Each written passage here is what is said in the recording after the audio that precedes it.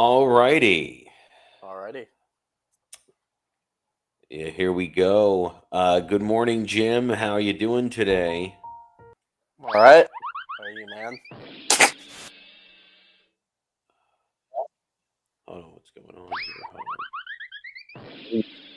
Hold Sound effects. It's not what I meant to play. Yeah. That's not what I meant to play at all. Here we go. All right. There we go.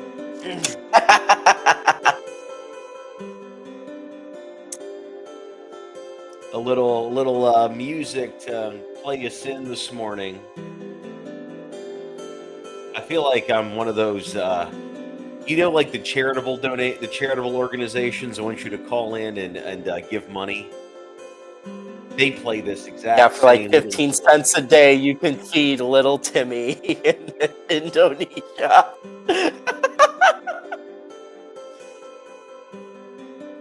The last time little Timmy ate food was in his dreams. Remember that scam where people were donating money? I forget where it was. I don't know what country or what part of the world it was to, but everyone was getting a photograph of a kid, and you either got a picture of a boy or a girl. And I think there may have been maybe like three boys or three girls, and that was it. Like you weren't actually donating to kids. Yeah. They were just taking stock photos of these village kids in Africa and being like, "Oh yeah, look, Naomi is being fed because of your donation," and it was Yeah. just some who knows who that kid even was. I always get sketchy with organizations like that because unfortunately it turns out there's a lot more of charity scams that are ran out there, and there are some YouTubers who do charity events for themselves. Like, hey guys, we need to do this charity event so I can pay my mortgage. Or it's like, hey guys, I have to pay my back taxes because I didn't properly do my taxes, and Hey now guys, I have to pay for the gasoline to drive to the dispensary in Missouri. Give me money. oh yeah, but What that's an why it asshole. sucks. Hey, Jim, do you remember that old organization it was called like the World by Color or something like that? And Yes. remember, it was like the Southern Baptist, and it would be on at like 4 o'clock in the morning, and they would say, "We are here in Kenya." And all the kids were HIV positive somehow, and then they had worms in their bellies. They were born in the most uh, like depraved of conditions. And then somehow this organization came in, and because of your donations and your continued loyalty, all of these kids are now HIV negative and living healthy lives. And that's a complete lie. Like that's not how AIDS works at all. You don't just it's not an off switch. Once someone's positive, they don't just go negative, right? Like isn't that not how that Yeah. and they're saying that somehow because the kids in Africa got fed, that the nutritional fortitude within their body ran the AIDS away. Yeah, it's Insanity. just like yeah, it's like that Capri Sun that they bought for my donation became supercharged with the power to cure cancer. But see, but no, but that's where I get upset with religious organizations. I have no problem with Catholic charities and organizations like that. I donate to my own church. But what really throws me is when these places, and it's usually those churches that are like the non-denominational or they're like the mom and pop chapels. They pull this bullshit. of, oh, we're gonna travel to Indonesia and we're gonna feed these kids. And like when they get there, they show them like doing pottery and stuff. Like, what the fuck is that doing for them? I It, thought we were remi- feeding them. it reminds me of that episode of American Dad where Haley goes with Stan and Steve to, I think it was like Africa for that summer camp, and it turned out to be like a refugee camp, and she ends up going to the United Nations, and it's just people just hanging out by the just they're living a luxurious life off the back end of people's like charities and shit like that. Right, right. Like, what do you think people in the Peace Corps are actually doing when they're not at the soup kitchens? They're just partying it up in Cambodia or wherever it is that they are. Yeah, There's no that's way they're why. not. Well, yeah, that's why when it comes to like charities or like stuff like medicine, I always try to follow the money motivation because I just it's like the church example. If Pastor Fred is talking about all these donations are going to Indonesia, and then the next week you see him driving a BMW, you're like, wait a minute, wait, how does Dude, this? those pastors, like those mega church pastors, they have no shame whatsoever. A couple of years ago, my father was telling me that he was running security cameras in one of these big churches, and the pastor pulled up in a Rolls Royce, and my father says to him, "Hey, how did you get so lucky, pastor?" And this dude puts his hand on my father's shoulder and looks at him and says, "Jesus led me the way, and I gave him the wheel." And he just fucking like this motherfucker is scheming people, and he has the audacity to be like, "Oh yeah, Jesus provided." Like, look, I'm not saying that. Look, I'm not saying that this is a bad sentiment to have. Okay, but but a Rolls Royce is bullshit.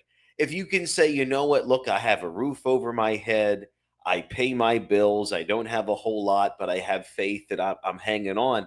Then you know what? That's a wonderful sentiment to have. Yeah, But don't sit here and fucking tell me that you're fishing for the 50s at the bottom of the fucking collection plate, and that you've been then that your prayers have been answered with a Rolls Royce. Go fuck yourself. well, come on, man. Maybe they prayed for that Rolls Royce before they dug into the change, into the donation cup or whatever. You want? I'll say this much though. I gotta give the radical feminists some credit. At least there's not like a alpha female training camp, because those alpha male training camps scam you, man. At least with the You radical haven't feminists, seen What do you mean you haven't seen those camps where chicks go into the woods of like Idaho or wherever and they I scream in the mountains? I didn't. Do you have to pay for that experience? I thought they just said No, no, it was like, hold on, let's see if I can find a tape of it. but you Like get. legitimately, these women are in the woods. My point is that for all the shit I give radical feminists, at least if you want to be one, it's not like you're having to buy it's not like Andrew Taylor's just like $700 and you can be a part of my council of douchebags. No, dude, I'm serious. Look at this. So this was primal scream therapy. And it was this women's retreat to like Montana or somewhere in the mountains way out there. And it was about $4,000 a person. And I understand because travel isn't always the easiest, but it's $4,000 a participant, and they Oh, just never go up mind. there and Damn. they begin to scream about how they're scared or how they're anxious or how they're frustrated, and yeah, they just get together and scream. I didn't know that. Never mind. I take it back. You guys are fucked up. Give me $4,000 to do what I can do in the comfort of my bathroom. Get the fuck out of here. So, Jim, I was going to ask you in the wake of the 4B movement, has that slowed down your dating at all? Or do you think now this is just going to ramp it up? I Because think it's I think it's gonna ramp it up because like we talked about the last time, it's just like if you're a woman who's trying to date and you got this dude that's like an Andrew Tate type, and they're all coming out in mass, hey, that's good for you. And I guess the same. It's the same for me. I got these women who are going like, no schmecks for 4 years. I ain't touching no man. It's just like, would you Something be tells me saying? you weren't before either. I mean, would you be saying that if I had a thing of Haagen Dazs in my back pocket? I don't know. Well, the thing, first of all, Andrew Tate really is not an arbiter of culture whatsoever. He's the No. biggest scam artist. He's a laughing stock. No one takes the guy seriously. Um, I mean, no one of like validity takes him seriously because unfortunately, in a fatherless generation, you're going to see a lot of teenage boys who see fast cars, hot babes.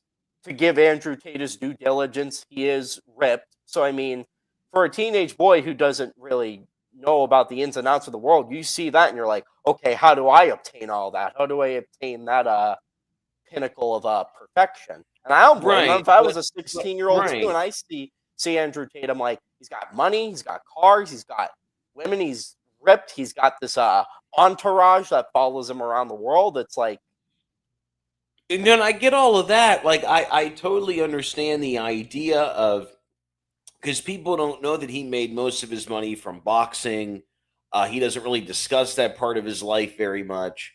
or And there is something to be said about the generation of kids nowadays, it seems, who kind of are looking for the quickest way to be rich and not really have to work for it.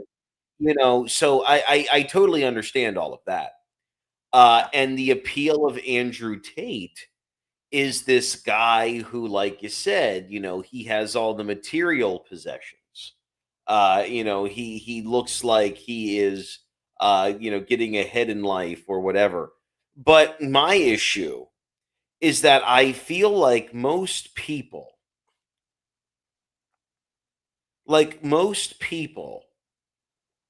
that look at Andrew Tate for what he is, isn't he kind of like a lolcow these days? I I mean, mean, like here's the thing, like maybe in the beginning he was a guy who for a couple of months there was going viral and people were putting a lot of stock into. Don't get me wrong, but I'm talking like post crypto scam, post the pizza box in Romania and the bust and everything that's happened to this fucking clown. Do you really think that he is up there on like a level of like a Rogan or a Jordan Peterson or one of these people the media can no, point to and blame? No, of course not.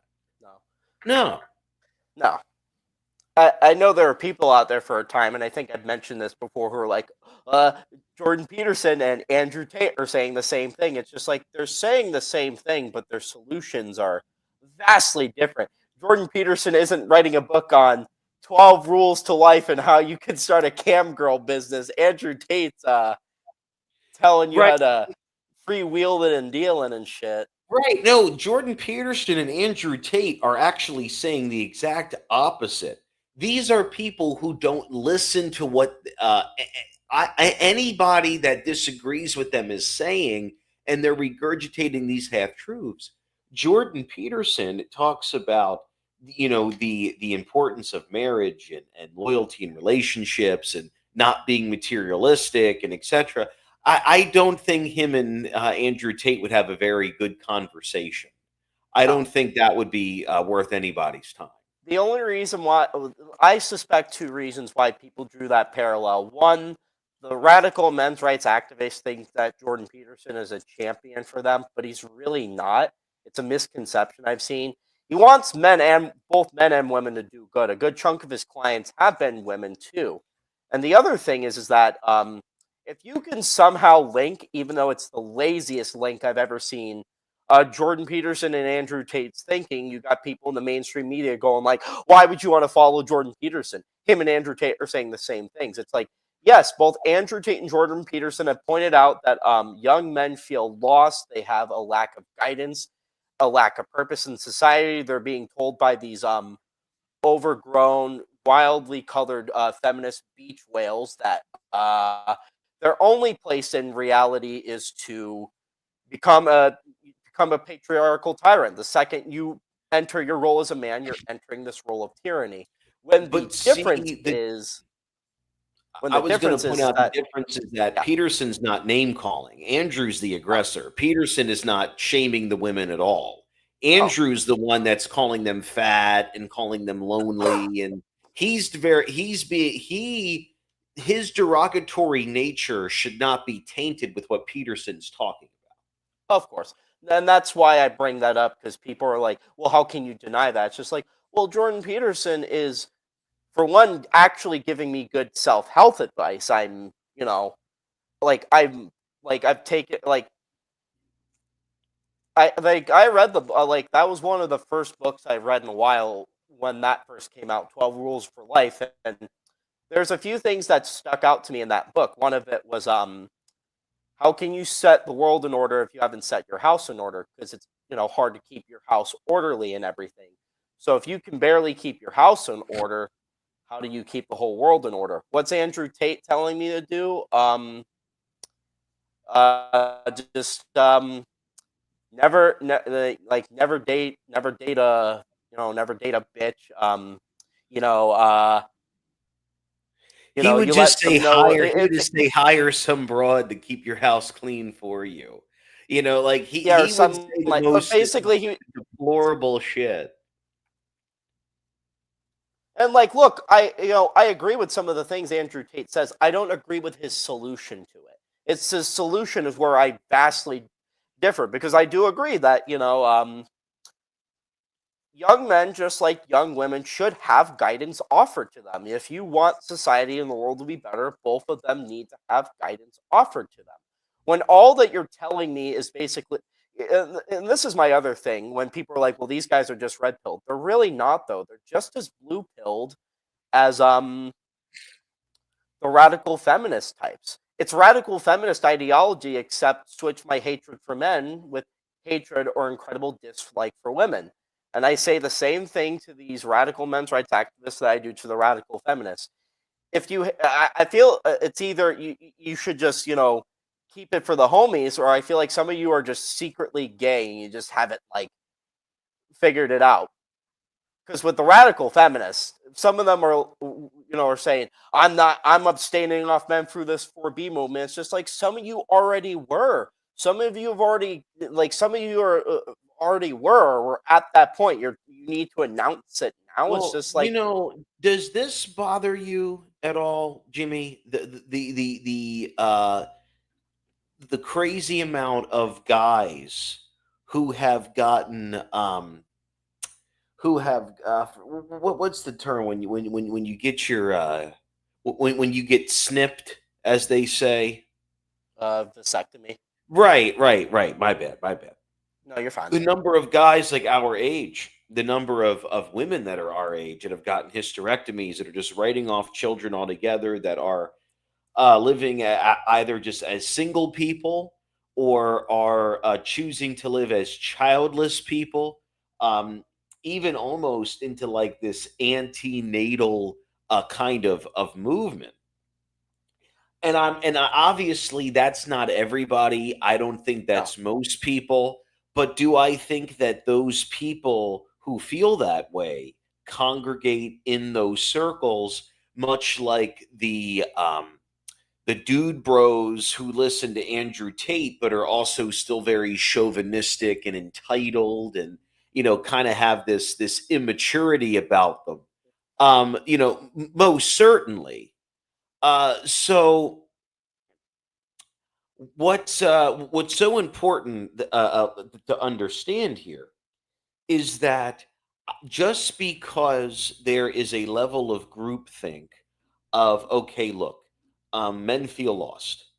A lot of young men, especially, there's a lot of young men who don't have fathers that feel lost. There's a lot of young women who don't have fathers that feel lost too, but they have their spaces and men don't. Now, I, for one, do not believe that we should be um, dedicating these spaces to people like Andrew Tate.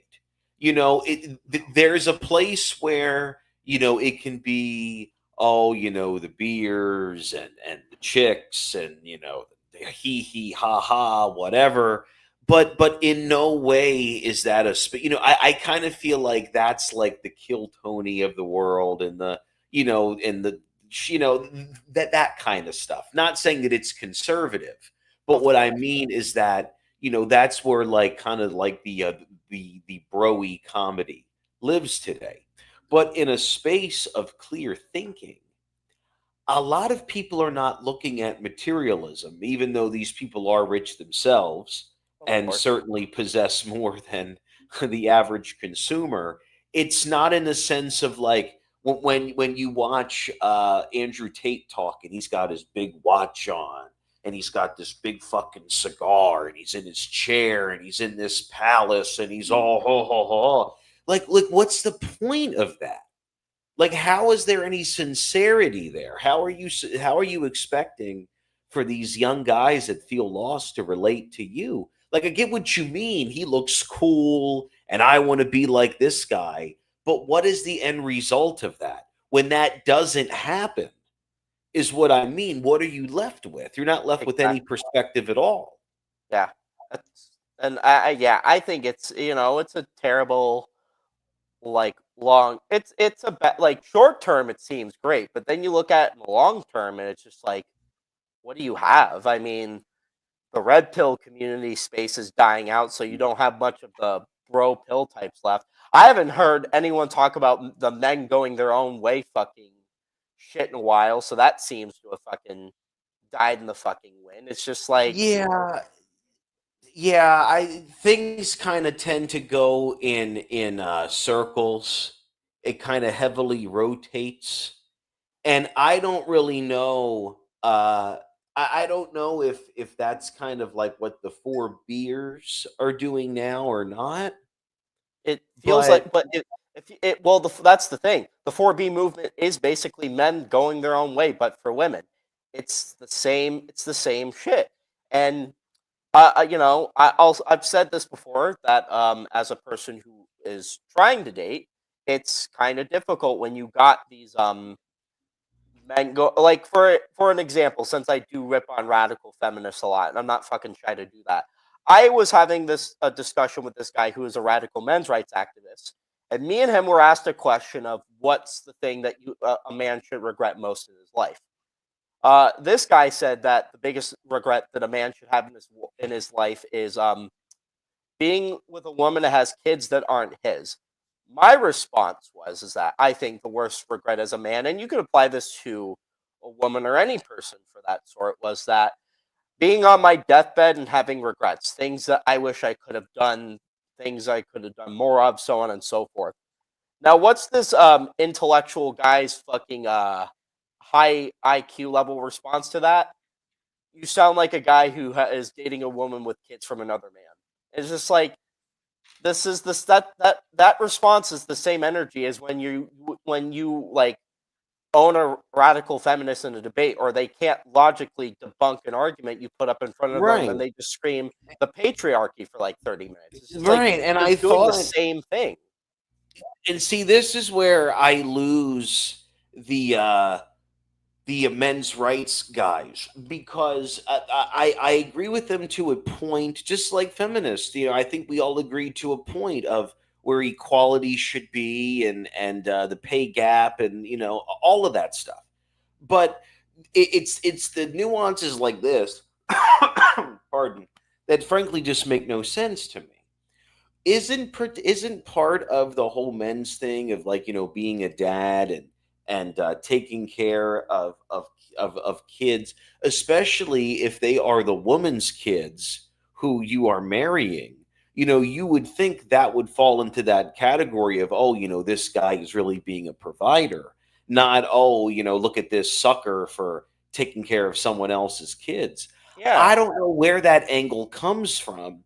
And really, we talk about misandry and how we begin seeing it in some mainstream media. Well, that's definitely the side of misogyny that has to equally be spoken about too, Oh because what yeah. we can't do is highlight one side and say, oh, look at the look at the fourth waivers and all the people that are over on that Blue Sky app and all this other shit, and not talk about the fact that there were some really awful things being said about Kamala during the campaign. Of It course. Yeah. wasn't it wasn't everybody, it wasn't most people, but you can't deny that there are some really nasty corners of the internet, whether Yeah. you are a Democrat or Republican or Well, somewhere in between. yeah. It's like when there are some people saying that Kamala blew her way to the top and like spread her legs and all this other stuff, and I said, "Is there any evidence for that?" And they're like, "Well, so and so said it." I'm like, "That's hearsay." That's like when they're like that. There's this one gal saying that Trump had an affair with her in like the '80s, and I agree with Joe Rogan. If that's the case, wheel her out. I want to hear it. Otherwise, it's fucking hearsay. The other thing that kills me is that the men's rights activists, whether they're radical or not, have me on their side when it comes to court-based stuff. Like, the last I checked, it was like 1 in 6 custody battles are rewarded to men. 1 in 6. That's kind of insane. 80% of the time, divorce is initiated by women. I understand it, but do you think the response to stuff like that and how the court system in some instances might have a bias towards women and mothers, do you think the response to that is to be as misogynistic as humanly possible? It's like with the four beer. No, and No, and you see, that is the one thing. As much as I like JD Vance, that's the one thing that I wasn't a big fan of, is the whole childless cat lady comment. Because look, yes, okay, there is a staunch message, seemingly, behind some of the radical feminist message to be child free and to be devoid of men and whatever. But there's also many wives and mothers who see themselves as feminist, who may be conservative, who may be liberal, who may be non-political, but just they're in women's spaces and they stand for those opportunities. And to just nuzzle them all as being these ghoulish, cat women or whatever, it's not fair. I Um, agree. I agree. so yeah. That's why when But I Jimmy, yes. not to cut you there, but something has came in Yes. within. Actually, I saw this early this morning, and I've been trying to segue into it. Yes. But in the early morning, um, hold on here. So let's see. Gates is obviously now a private citizen because he stepped down from the Senate to potentially take over as the Attorney General. However, a Uh, woman told the House Ethics Committee that she saw Matt Gates sleeping with a minor. And it is now known that, or at least it is believed, that Matt Gates had a sexual relationship with a 16-year-old girl while he was a member of Congress. So is any of it so true, or okay. is it an allegation, or is there anything to confirm it? Because unfortunately, when it comes to politics, a lot of that shit gets thrown around. So Well, I mean, I know that he was caught up in the sex trafficking probe already. He had obstruction of justice allegations against him when he was still a member of the Senate representing Florida. yeah, He just stepped down in order to transition into this role. But this woman's attorney, Joel Leopard, He said the woman testified to the House committee in April of 2024, according to NBC News. He says, in quote, my client testified to the House Ethics Committee that she witnessed Representative Gates having sex with a minor at a house party in Orlando in 2017. And Matt Gates would have absolutely been well into his adulthood years by then. He is 42 years old. That means And so that means he was there 30. hasn't been, So huh? that means he would have been 35 at the time, if that is all true. Yes, Okay. yes. Uh, so, with all of that being said, if we recall back earlier in the year, okay, Matt Gates was under a federal probe that ultimately, no criminal charges came from it.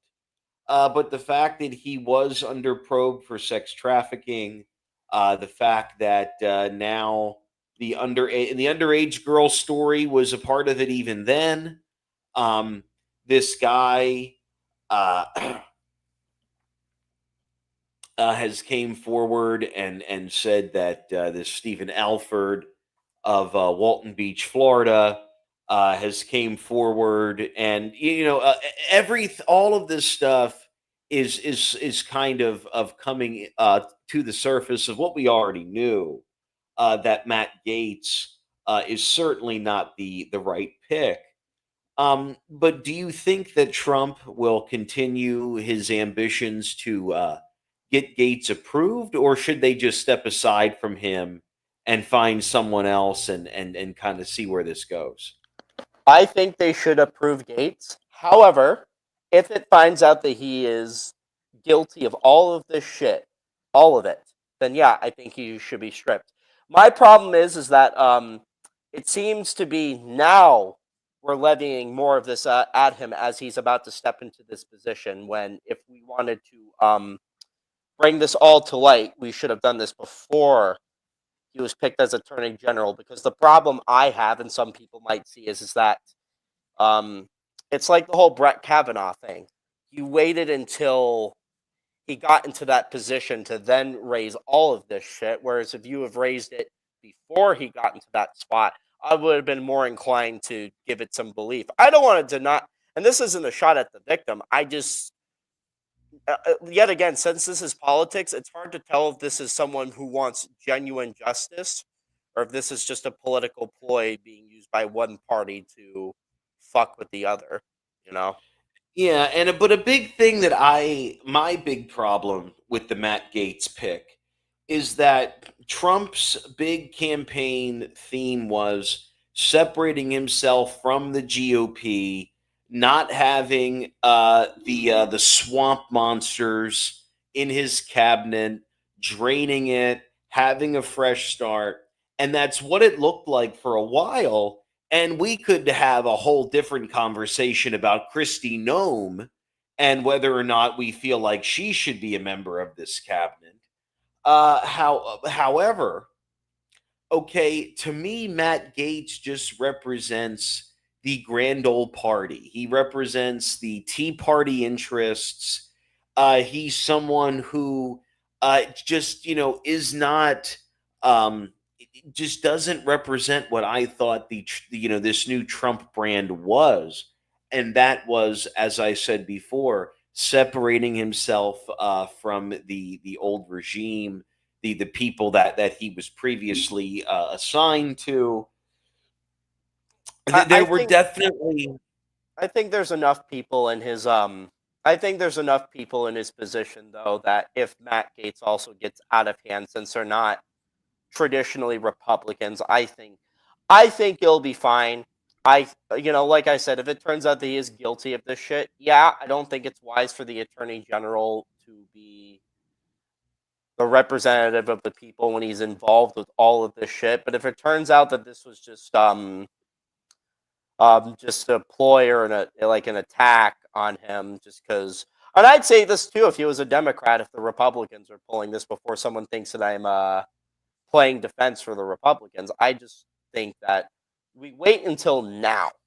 That's like if you were that's like if you finally got your own radio show and you're sitting, you're sitting in the seat and some random person is just like, he fingered my asshole at a party and I felt violated. They waited until you got that Well, spot. I mean, I would want to know what party this was and whose asshole I was Exactly. partaking You in would say, because I I want do to not know all. recall that. Yeah, But you no, would want. but Yeah, at the same time, though, Jimmy, this isn't the hype. That isn't like this hypothetical. We already knew that Matt Gaetz was not a good guy. Is my point. We already knew that he was a bit of a sleaze. He was involved in this trafficking stuff as far back as 2022. And that's kind of why I'm thinking, why would Trump want Gates and I understand that he wants guys that are young. He's looking for people in their 40s to be a part of this campaign. And I truly do believe that there are other members of the Senate. There are other governors that he could have potentially pulled from that could have done just as good of a job representing in that position than Gates. I just don't see the qualification. Is really all. that's fair. I'm just pointing out that I'm not opposed to his sleazy stuff. I just want a legitimate trial. If he's guilty, I don't think he should be attorney general. I'm just pointing out that unfortunately, due to it's just a lot of the mudslinging and the smear campaign shit and all this stuff. I'm just very skeptical on the whole justice thing versus this is just a politically motivated attack. But if he is guilty, yeah, I think obviously outside of whatever punishments come from that, he shouldn't be attorney general. That's. But to get back to what I was saying about the JD Vance comment earlier, I agree that the language around certain topics should be better.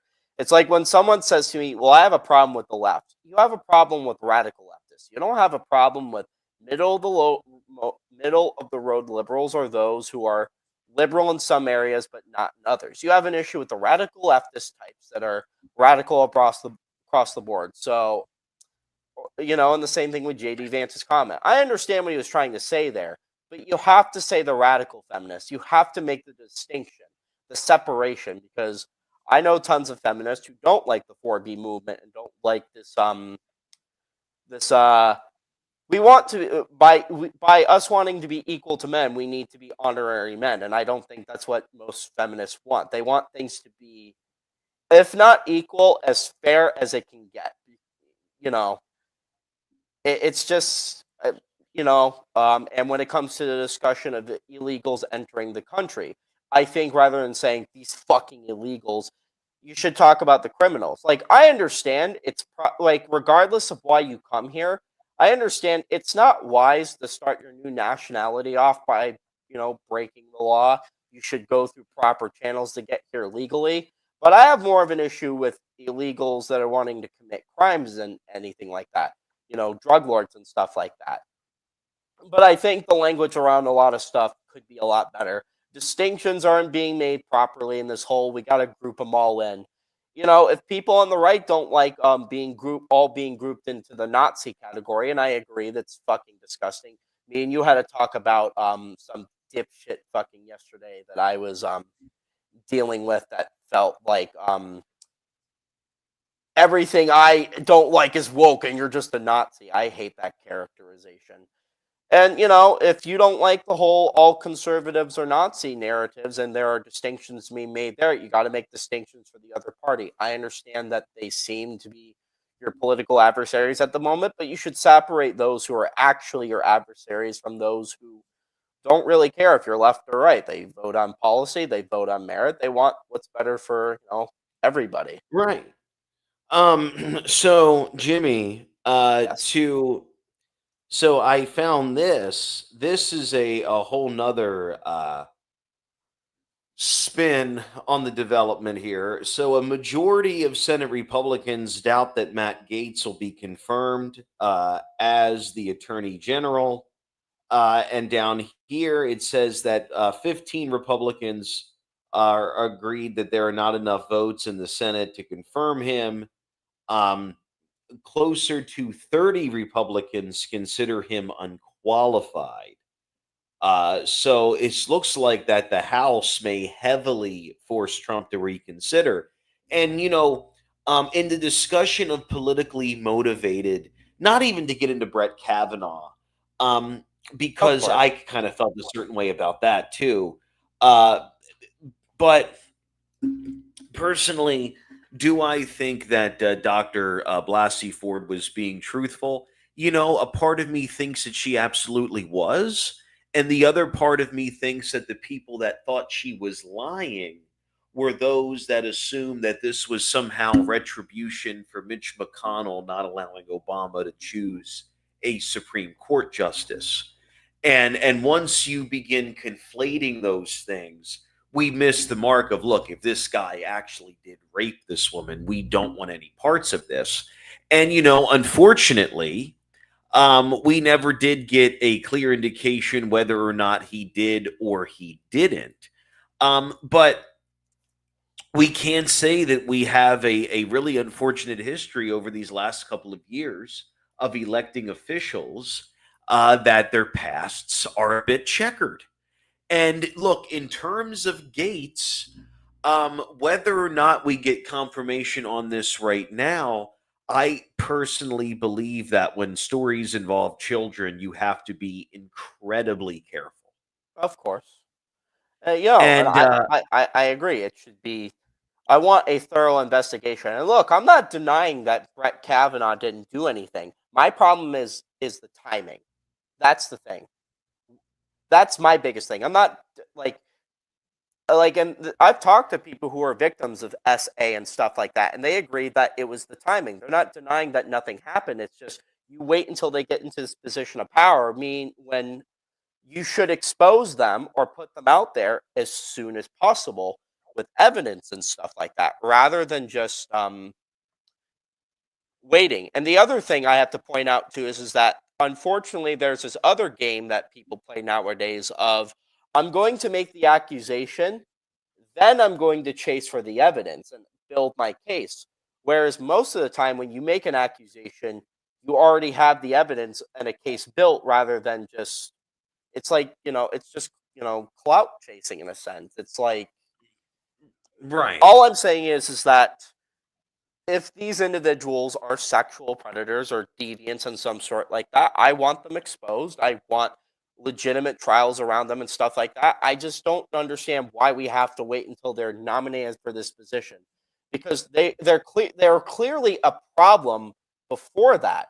Why would you wait until they're now put into this high level position to do something, like especially a political position?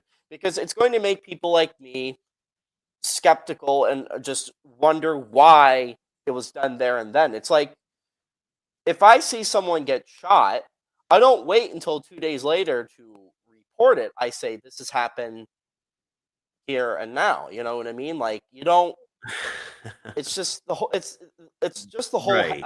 I understand Shit, this is in off some cue. instances victims are going to be hesitant and stuff like that. It's just it seems in a lot of these cases as of late, the timing is always when someone is stepping up to a high position of power. And you're saying, well, now they're a threat. No, based off of your claims in your story, they were a threat when they were just a common person. You're going to wait for them to step into a position of power to now say anything? The Right. thinking is backwards on my end.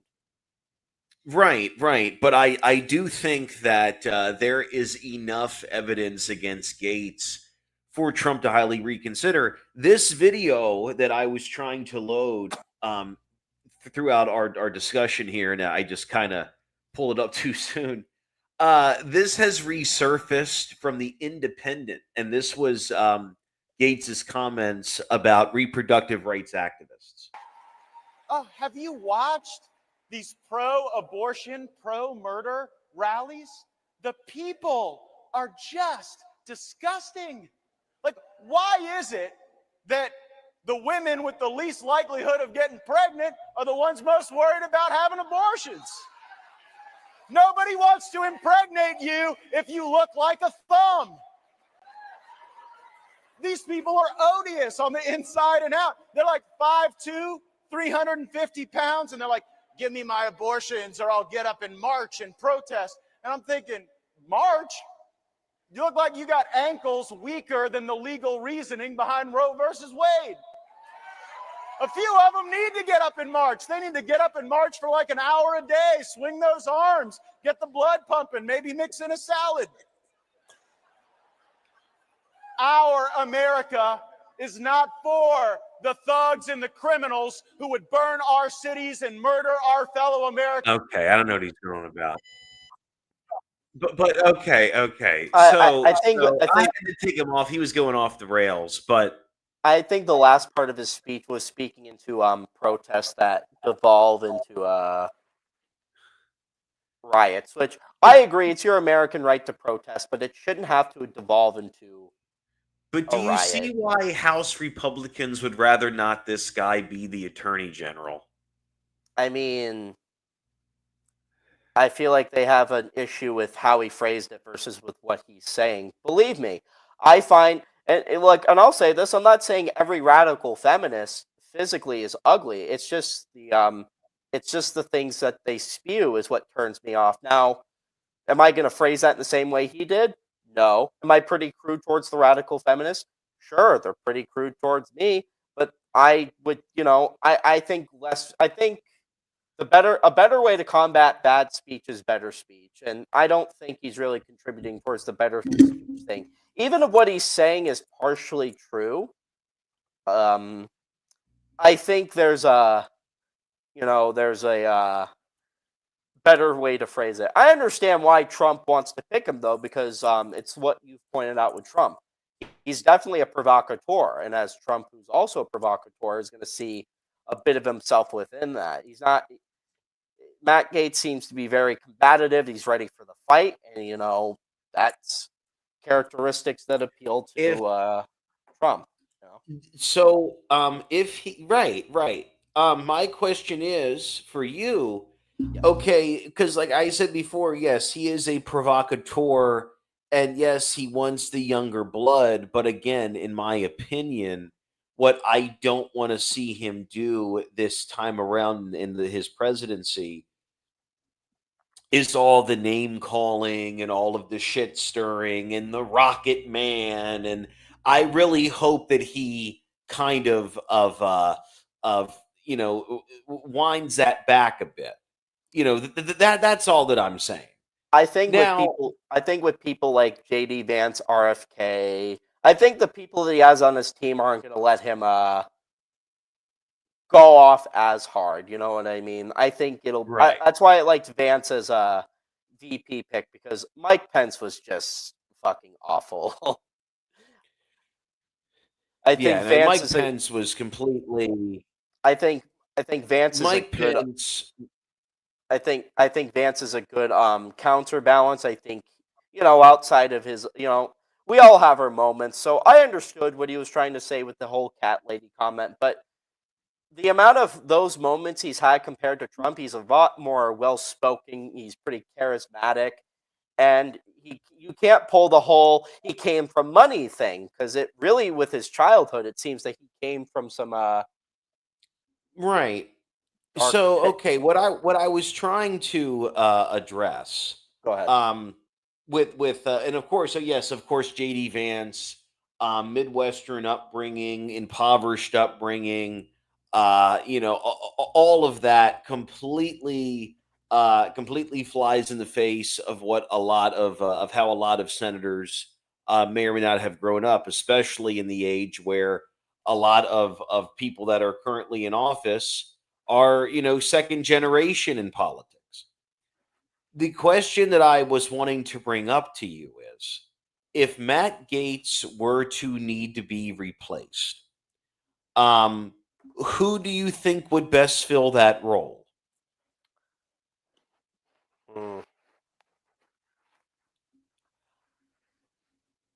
I'm I not. was Go ahead. uh No, go ahead. I was going to suggest maybe he's the senator from Arkansas, Tom Cotton. That's a good choice. I mean, Maybe I thought that was a discussion before Gates. I was pretty I sure people were I talking thought Tom. it was too, but like I said, since Trump and Gates have similar characteristics, I feel like he's going to lean a little more towards if it turns out that the Senate doesn't, if the House doesn't allow Gates to move into the Attorney General spot, the governor from Arkansas, I think would be a good fit. Yeah, I think Tom Cotton would do okay in that spot. Some people have mentioned Steve Daines, the Republican senator from Montana. Yes. Some people have even thrown Katie Britt out there for the senator from Alabama.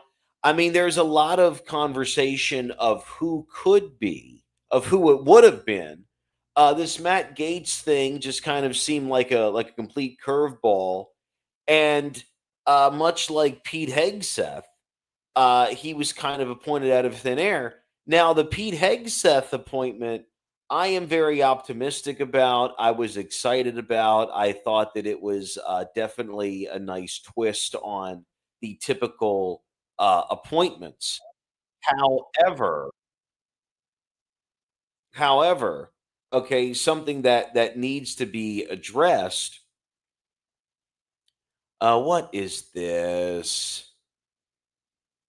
What happened? Oh, for fuck's sake. So Uh-oh. we got a community standards hit in real time on Facebook from playing the Matt Gates tape. Oh, come on. We got hit for hate speech for playing the Matt Okay. Gates tape. All right. We weren't even Okay. agreeing with Matt Gates. Oh, We were wow. literally saying how we thought what he Oh said was no! Here's inappropriate. the argument they're going to make for you, though. We platformed hate speech, therefore we agree. It's so. But if it was listening in, we spent the last 15 minutes talking about how we didn't think that Gates. All we were saying is that if it was politically motivated, then shame on them. If it's legitimate, shame on him. But either way, the fucking guy shouldn't be in the seat. That's been the last 15 minutes. But YouTube, I mean, not even YouTube. This didn't come from YouTube. This came from Facebook. We got a community standard hit. So now they just plucked that whole part out. Okay. Cox. But anyway, what I was trying to say is that if anyone listening right now is following along here, if Matt Gates is to be replaced, personally, I think he should be. Personally, I think he should be replaced, and who that would be. Now, I have a question for you, Jimmy. Yes. Yes. Somewhere along the line, okay, in all of these appointments, should Trump take it upon himself to make sure that he has a person of color on his cabinet somewhere along the line? Should he make that a priority, even if it's not pronounced necessarily? Should he make sure that he can't be pigeonholed into, oh, this is, a white aristocracy or what have you? He's already employed a lot of women, which I think is an upside. He's Uh, Tulsi Gabbard's on his team, and she fits the person of color moniker. But if we're gonna play this game, I think if they have to be qualified, like they have to be qualified. But I guess Tulsi Gabbard isn't even enough because you got Liz Warren, aka Pocahontas, fucking saying that Tulsi Gabbard is in Putin's pocket, which I find very hilarious. So even when a former Democrat who is now a part of this team, who is very qualified for the positions that she was in, and I thought she was qualified for presidency. Like, that's how qualified I think she is for the position she's in. She was qualified and should have been the nominee for president in 2020, as far as I saw. I think as long as and I know Trump is going to hire for the most part who he feels is qualified. As long as it's a qualification hire and not a DEI hire, I think it's fine. Well, okay. Well, like for an example, Tim Scott has been elected chair of National Republican Senatorial Committee. Okay. So he is out of question. However, okay, under Donald Trump, Tim Scott will be the head of the Republican committee, which may be a good sign. Uh, there's a lot of younger blood in this team. What needs to be addressed is what we've been saying for a long time. However, is the fact that we need to have a cutoff on the Senate. We can't have all of the 70 and 80-year-olds in the Senate for 20 and 30 years anymore. People like Pelosi and all that shit have got to go. They're too old, man. Like, I'm sorry. I don't even care if that's an ageist thing to say. They're too fucking old. Like. Yeah, and Tim Scott, the Republican from South Carolina, he won the National Republican Senatorial Committee on Wednesday. He was the only person in the race. And he says, I am honored and humbled by the confidence placed in me to protect and grow a Republican majority. More so about President Trump in the White House, Republican leadership in Congress, and et cetera, et cetera. That's interesting. However, okay, what we still haven't figured out yet is, yeah, do you think at all that we will see Trump make an official acknowledgement of January 6th and make a real address of that? And because I know he has made statements in the past, but now that he is going to be president, do you think he should formally address, especially in the light of all these new election allegations and everything? He needs to make it very clear that the insurrectionists are not those that he represents.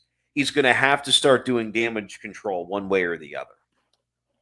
I mean, the problem is that every time, like in Destiny, couldn't even mention that it was an insurrection. The goalpost got moved every time. My point is that should have there been any political violence at the Capitol? No. Do I think that part should be addressed? Yes, because the shit that happened now. Do I think January 6th is like the newest Pearl Harbor or whatever people on the left want to spin? No, absolutely not. Do I think it was a political attack nonetheless? Yes. Do I think it was bad? Yeah.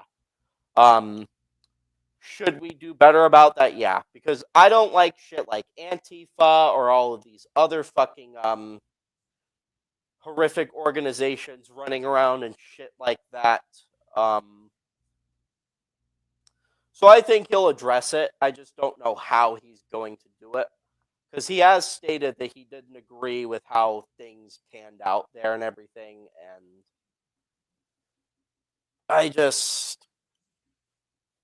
I think it was. I don't think it was an insurrection, because every time I've seen someone state it was an insurrection, the goalpost keeps getting moved. I think it was just a poorly motivated political attack, and I think when you say that you feel like an election has been stolen from you and that America is being taken from you, yeah, I think that's going to make people act less than rational. It's like when it comes to Antifa, when you tell people that Trump is this quote unquote fascist that we can't prove, but we're going to say all these nasty things anyway, and you get people up and running, it's not good. So I think he'll address it. I don't know what he'll say though. I'm just saying, if I was in his shoes, what I'd do. Yeah, and especially because if we want to make the argument, okay, and the biggest talking point of the left is Trump's criminal record, the felony counts, whether or not we feel like he was railroaded or not, if we do have an actual sexual predator as our attorney general, that's just not going to send a good message to anyone. But if we also then have the right to say, "Oh well, the election was fraudulent and Jan 6 was justified," well, now there's people believing that this election was fraudulent, and who's to say that there won't be a protest similar to January 6th, perhaps in a different city, perhaps in a different way, and their justification is fraud. Both sides seem to have this competitive nature now of if my person loses, it's because the other side cheated and vice versa, and that's just kind of the way of the world now. So that's the big reason why I feel that Donald Trump should apologize for it, regardless if it's unpopular or not. Get in front of it. Want no parts of it, because that's the only way that we're going to prevent something else from happening as we get closer to inauguration. I also have to speak as a non-voter. That's the other thing that kills me. I've stated that I didn't vote for any of the two candidates here, and unfortunately, there wasn't a solid enough libertarian candidate. The libertarian candidate we had for this fucking presidential election, I think she campaigned just about as much as Kamala did and talked about, well, I want to debate Biden, I want to debate Trump. It's just like, well, do it then. You got to reach out to their teams and make it happen. I feel like you won't be able to get the debate with Biden because they're going to throw out some fucking bullshit, but you get the debate with Trump, put it out there. And it didn't happen. But my thing is that when you're telling me that, it's not even just at the federal level. I forgot what state Kari Lake was from, but they were claiming the election was rigged there too. So it's like you're telling me that at the federal level, at the state level, and I can imagine to a lesser extent, there are probably counties out there, you probably won't hear about it because it's not breaking news, so who cares, that probably felt an election was rigged. It's just like, you can't tell me my vote matters, and you can't tell me that voting is worth a fuck if you're just going to tell me, well, my team didn't win, so I guess it's fraudulent. No, man. Unless there's evidence of actual fraud, you shouldn't throw that around like willy-nilly. The term fraud means nothing now in the regards of politics because, well, the motivation is, well, it's because my team didn't win, so we're going to do Russiagate. We're going to claim that the dead people voted for Biden, and there's all this other crazy nonsense. It's just like, knock this crap off, man. Like, knock it off.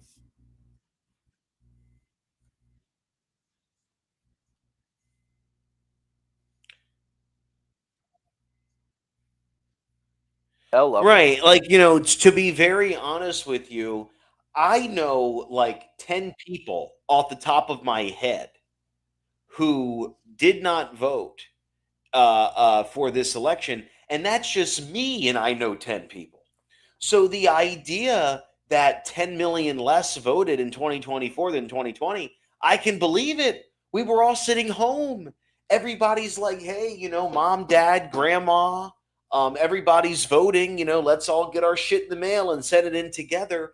I really do believe that the amount of time that people were spending with each other, they were staying at home, they had more time to consider if they wanted to vote or not. And this time around, a lot of people, they just don't have time. They're working a lot of people are working two jobs. A lot of people feel disenfranchised either way. They don't like Trump from a moral standpoint. And then there was nothing that Kamala was bringing to the table. Or maybe, they are pro-lifers who objected to Kamala's statement, but don't like Trump. Or what else is even more interesting? We talk about the Hispanic Catholic men that voted for Trump. What about the Southern Black Baptists that would have voted for Kamala Harris until she told those kids that they're at the wrong rally for saying that Jesus is Lord? And then they had to decide, am I going to vote for this guy that I've been told is a racist? Am I going to vote for her? Or am I just going to fall in and vote for nobody at all? So, looking at all of these different circumstances, on top of the fact that it was 4 years ago, some of those voters have died. I just don't really think that we can say that the election was absolutely stolen and here's our proof. I don't see that. And the other thing is that unfortunately, and this has been the case that I've noticed, and you probably noticed too since 2016, the second you vote for someone, it doesn't matter what the rest of your ideology or your beliefs are and where you stand on stuff, you're automatically given a label and a placard. You voted for Trump? Well, I guess you're a Nazi fascist now who hates women minorities and think that women are just built at home breeding machines that should be making you sandwiches 24/7. Versus if you voted for the left, you're just a liberal soy cuck bitch boy I who mean, Jimmy, wouldn't that be the life, though? I mean, I don't know, man. my I can point- imagine. I can imagine Jimmy with like 10 kids in the rolling hills. yeah. My point is that Oh shit! it Could you turns imagine, Jimmy? All your kids pulling the Conestoga. down- my my point is though is that and fuck, even if you didn't vote, you're being told that a vote. Oh yeah, you're being told that if, as a non-voter, that somehow you voted for Trump. Even though you didn't vote. So it's like, Yeah. who was that guy that gave you? You said this last time, but wasn't there a guy that like he unfriended you because you didn't vote or something? It was a former friend of mine. I've known him. I knew him in New York. We grew up in New York, and I know this is shocking. Someone that I knew in New York grew up to be a fucking radical leftist. Surprise, surprise. They messaged me the night of like the election. They're like, "Who did you vote for?" And I said, "Well, I didn't vote." And they said, "Well, why wouldn't you do that?" And I said, "Well, I studied both of the candidates' policies. I read the book on Project 2025 because I kept on being told that was Trump's base, even though he openly denied that it wasn't his base. And I read the book and it denied his base. Basically, what I told them is that I vote for policy based on policy and merit. And they're telling me I should have voted based on DEI stuff. I should have voted for Kamala because she was a woman of color. Even though I brought up the fact that back in 2020 they had Tulsi Gabbard as a qualified candidate, I got told that didn't count. I asked him how didn't that count. Effectively, it ended with him saying that it's kind of like that professor who told you, "I thought you were smarter than that." I got told, "I thought you were better than this. I thought you would have fought for what was right, the against the forces of evil and all this other stuff." And it's just like,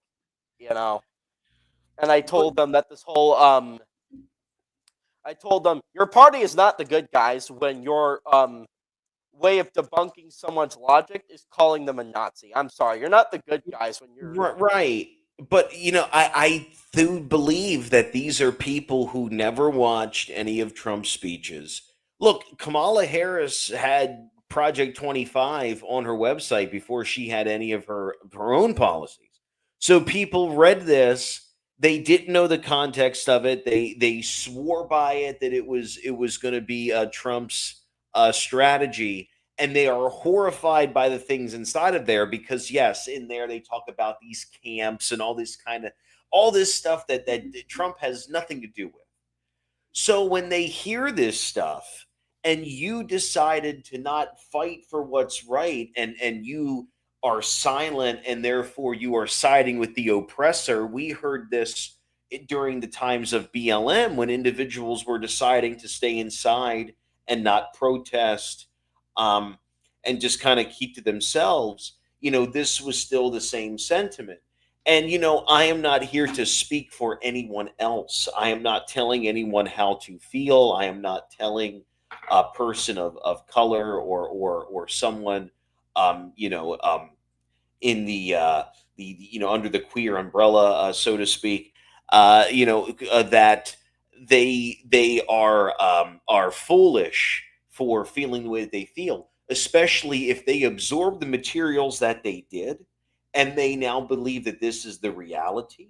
Them feeling that way is totally understandable. But I sincerely do not believe that 90% of what is in those documents is going to reflect um, our country at all.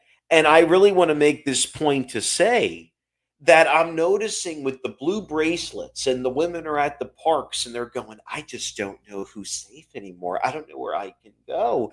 And then I'm seeing on the right, okay, there are gay conservatives, there are conservatives of color, obviously white guys, women, and we're all just giggling along and having a good time. And I don't even really consider myself a conservative. I considered myself someone who was very middle of the road, who opposed Trump in 2020, as I've said before, who really wasn't for Trump in 2016 either, but wasn't the biggest fan of Hillary.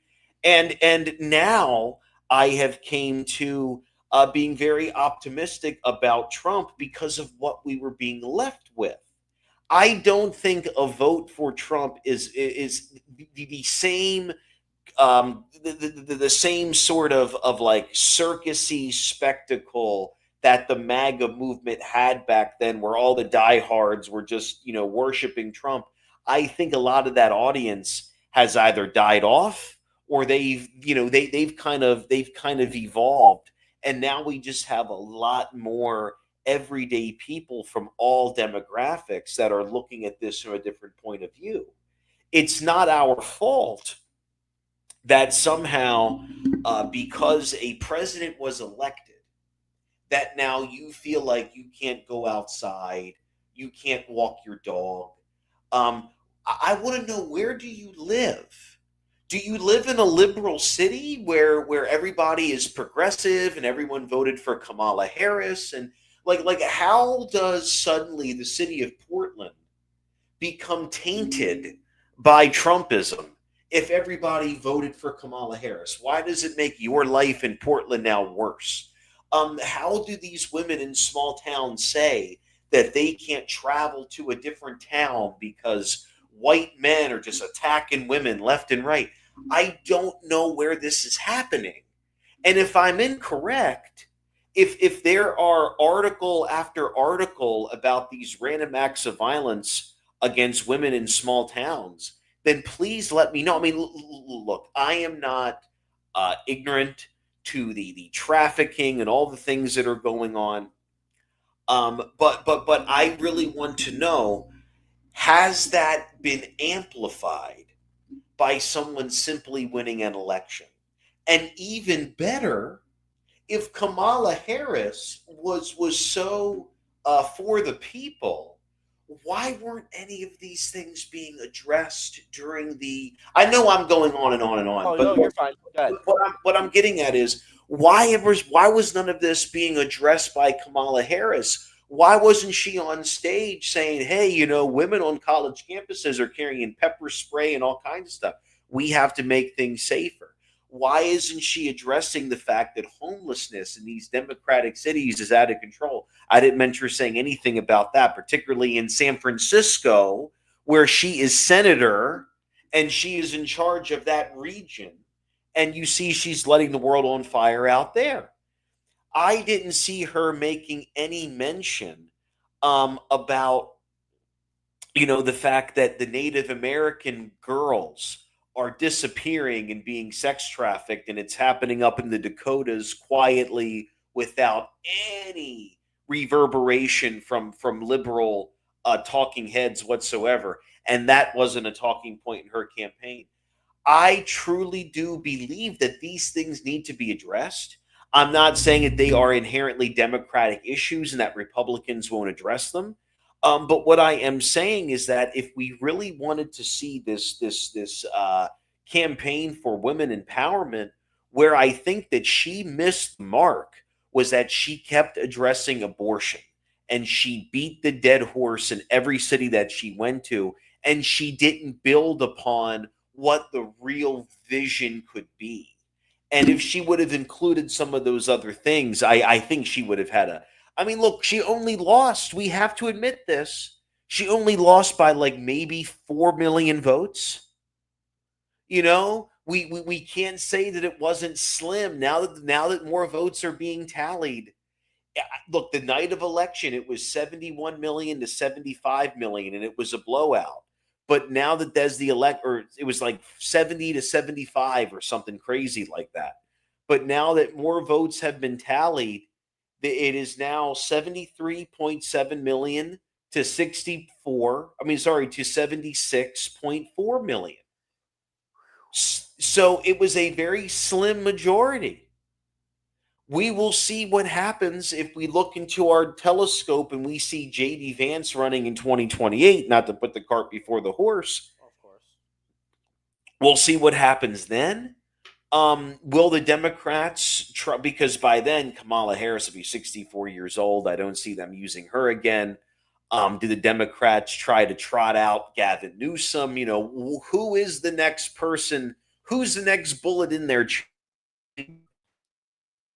I mean, the way that I look at it is that I've said this before and I'll say it again. They need a new track of politics. This whole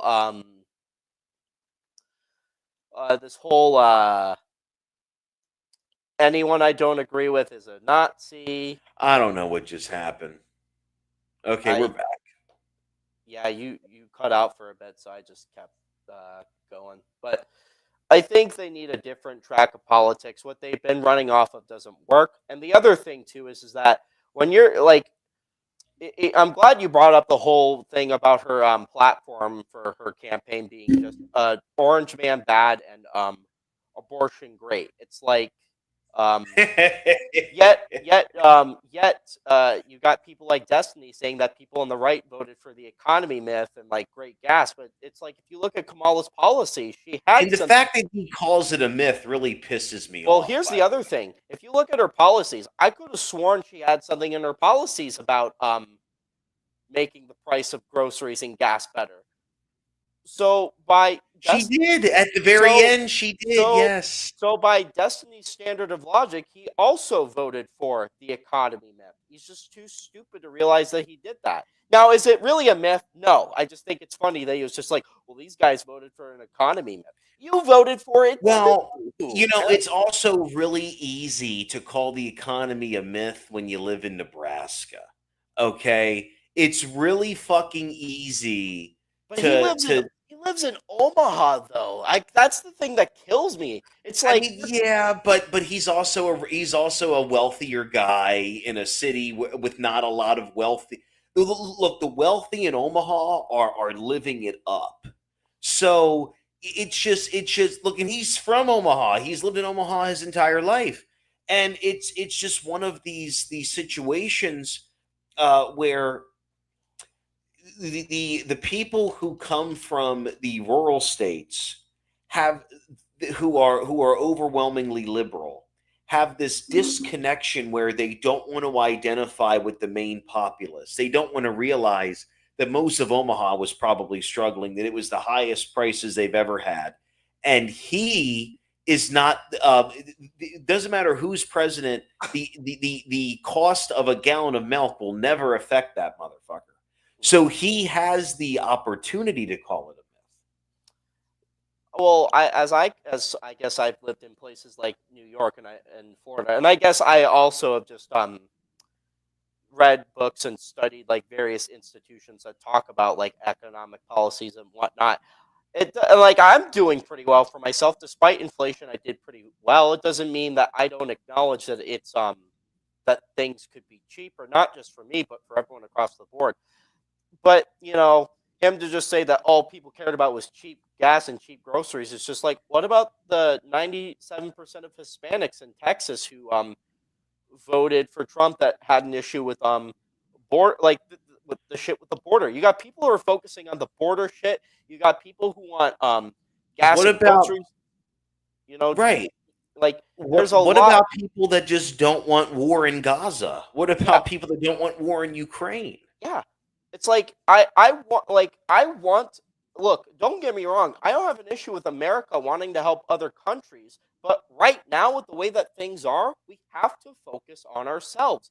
And the other thing that Destiny mentions, I also have to mention too, which is really fucking disgusting, is the rhetoric of conservatives oppose the border bill. And now, on surface level, if you don't know what was in that bill, you would think, oh dang, I guess conservatives aren't really against border-based shit at all. But then you look in there and you see that there's more funding that was supposed to go to the Ukraine. It's just like, I'm sorry, how is my money, my taxpayer money, going to the Ukraine, helping with the fucking And all of the armchair analysts that don't pay attention to politics go, oh well, there was already a bill. First of all, the main discrepancy in that bill, aside from the fact that Ukrainian funding was shoehorned in the fine print, remain in Mexico was the strategy of the Trump administration to keep them within the Mexican border until they were properly vetted. The catch and release program was being proposed by the Democrats, which would have more or less taken these migrants, allowed them to claim asylum. Well, the asylum trial will be backlogged for 15 years. So they will be released into the general population to live in the country for 15 years and do as they may until their trial in 2035 or 2040 or what have you. Yeah. That was the discrepancy. That was what was voted against. I so don't want to hear this fiction that we kept the border open. My problem too is that willy-nilly. My problem is, just because you call it a border bill, unless it contains stuff in there to actually address and fix it, it's not a border bill. That's like if I proposed a gun control bill, and then you look in there and you see it's like $2 million go to Chile. Americans every Friday have to wear a striped tuna fish shirt. A bunch of ridiculous horse shit, and then you say that the gun control bill isn't good, and then someone screams at you, well, I guess you don't like X and X. It's just like, but you look at this bill. That's my thing with it. They just named it the border bill and just said, it's the border bill. You don't have to look what's in there. All you have to know is, since it's called the border bill, it's good for the border. Yes? Cool. And it's just like, no, I'm sorry. And yeah, that's the other thing too, is just like, yeah, we should stop funding wars and right now, because I don't see the good in it, especially if Kamala was elected. Kamala didn't know that there were soldiers deployed somewhere, or she did know and just lied about it. It's like, I think she spent a lot of her time as vice president drunk on box wine, and it really wasn't. It didn't pertain to her either way if there were soldiers overseas, because she wasn't paying attention to very much of anything. I guess the point of my rant, that usually my rants are better structured, and this is more just me firing off the cusp, is that as a non-voter, when I'm hearing that from both parties, that elections are rigged, not just on federal levels, but at state levels, and I can imagine there are more cases in which, on even smaller levels than that, people feel like they're rigged. Then you got people like Destiny, an absolute schmuck, who's saying that people on the right voted, or people voted for Trump because they wanted an economy myth, but this guy's a stupid motherfucker and doesn't look at his candidate's policies to see that he voted for the same thing. Nice work, idiot. It makes me feel disinterested. Or the whole, I guess, for example, with you, it's just like, oh, Johnny voted for Trump, guess he's a Nazi now. It's just like, I'm sorry. Like, are we like really doing this thing? It's just, or it's like, if you voted for Kamala, I guess you like raping kids. It's like, I'm sorry, man. Like, right? Like, that's just, it's wild. It's like, how do you get, like, and my boss at work is like, doesn't, like, he says he understands, but doesn't understand why there's an increase in non-voters. So everything I've said here, I've laid out to him. It's just like, I'm not that cringy person who thinks your vote doesn't matter. But if you've got people saying that elections are rigged, you've got people who are being defamed and having horrific things said about them, no matter who you vote for. Or in my case, if I look at people's policies and see none of the policies of either candidate was really fitting for me, and I got some, gal with some fucking glasses going like, if you didn't vote, fuck you. Sleep with that decision. It's like, honey, I am sleeping that decision. You're not seeing me grabbing a camera going like, Did you see I what didn't vote. Rachel Ziegler said? Oh yeah. Did you see what Rachel Ziegler? Oh, and these people are without counsel, and I wish them no peace. I think it was Gwyneth Paltrow went on and Twitter, and she was like, "I hope that you Trump supporters crash your trucks while listening to your country music." I mean, just loving, supporting, tolerant messages from these folks. Absolutely. Nothing is more. All of these hens that are so happy. I mean, there was a gal who. You know what's crazy, Jimmy? Yeah. Do you know how many? So okay, so all of the left that wanna leave the country. Okay, do you know how many double airplane seats are going to be booked on that flight to Canada? Do you realize how many fat mamas are going to be? There's going to be one fat mama per aisle. They're all going to have to buy 2 and 3 plane seats apiece. I mean, you could just start tying people to gross cars and just go full speed.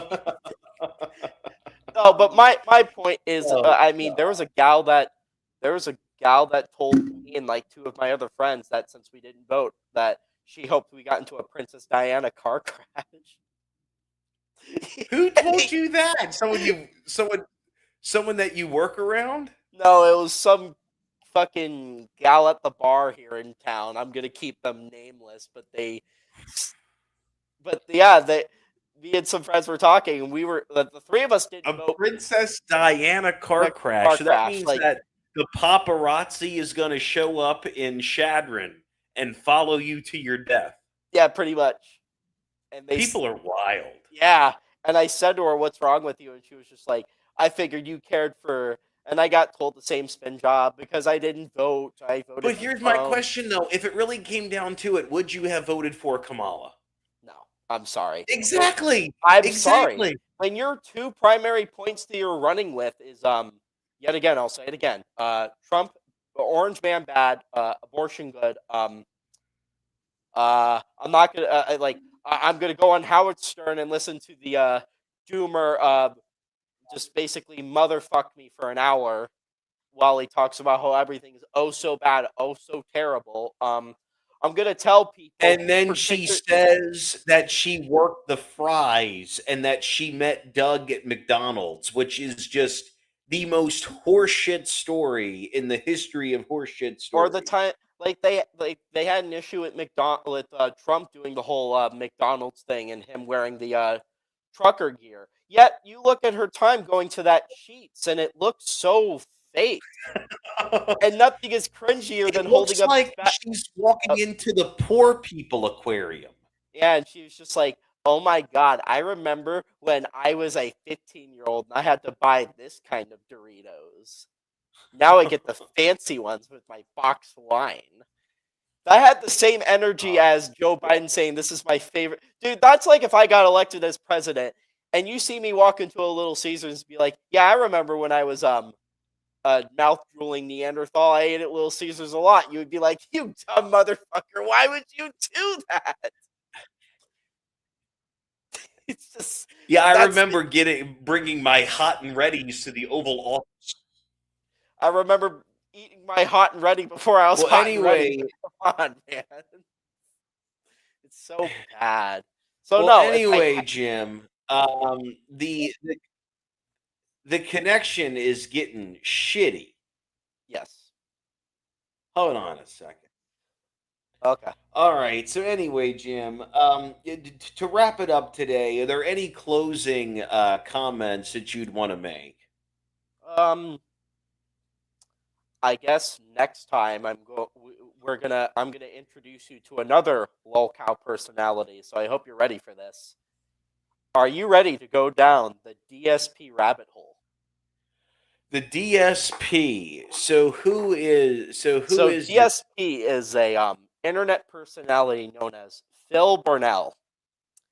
Has done a wide variety of stuff, and I will give you three things that he has done that is interesting. One of them was when he played a game called I think it was Dead Space 2, and he was on this thing called Blip TV.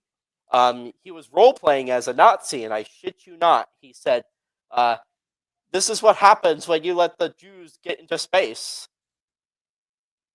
And He when he said killed someone, he this is said, what happens when you let Jews go to space. "Yeah." And then he was just like, and before he killed a zombie that he presumed was Jewish, he was like, "Hello, Jew." And then there's footage of okay, And we is gotta wrap. that Hold on, there's footage we can wrap up with. I'll give you your first little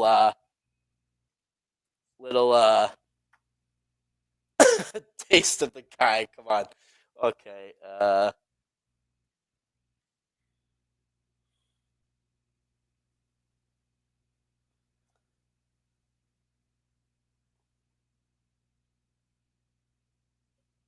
Okay, let's see if we can find it. Okay. oh shit. Okay. We'll wrap it up with this, and this will be your first. Oh, come on. Let me copy the. Oh, you piece of shit.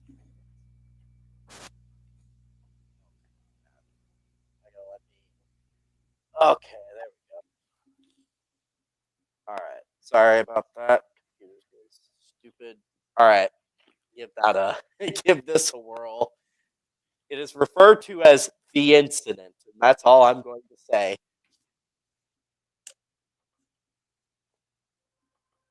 Is oh boy, Hold on. and the boogie rabbit hole was a treat to go down. Wait until you get a get a load of this guy. All right, all right.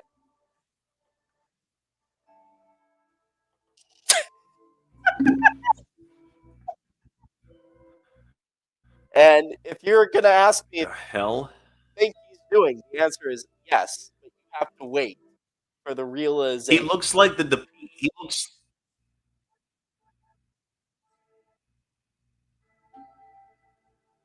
he looks like your mom's new boyfriend. Like just like that guy, you know? What the fuck is he doing? uh,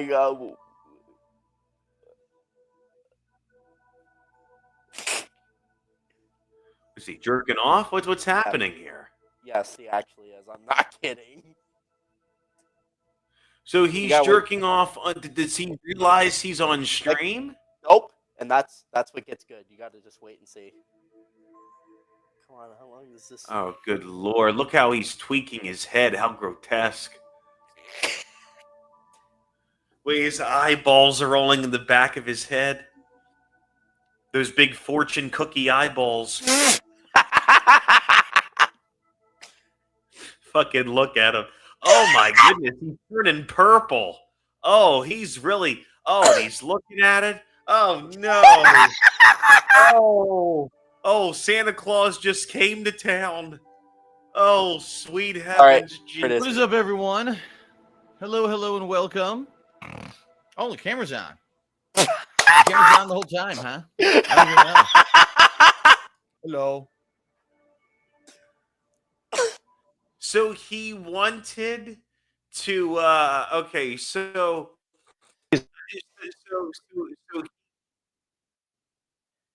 So okay, so he wanted to rub one out before he started his stream that day? it was a pre. Well, yeah, he was in a pre-stream and he didn't know his camera was on. So that's one of many So incidents. a pre-stream ritual is just to get one off real quick. Well, pretty much, yeah. But it gets better. It happened on the 1st of May, so everyone has regarded it as the burst of the first. That's fine. Well, that's one of many things. He's basically to sum him up for now. He's basically an e-beggar. Oh, okay. But there's a very rich history to this guy. It's Oh God. But we'll have to get into him at some other time. But oh, what a way to make sure that Facebook definitely doesn't want us on this streaming anymore. Good well, gravy. we already I guess we platform hate speech. So what else do we have to lose? All right, So, well, Jim, that was fun one for today, but I will catch you later. all right.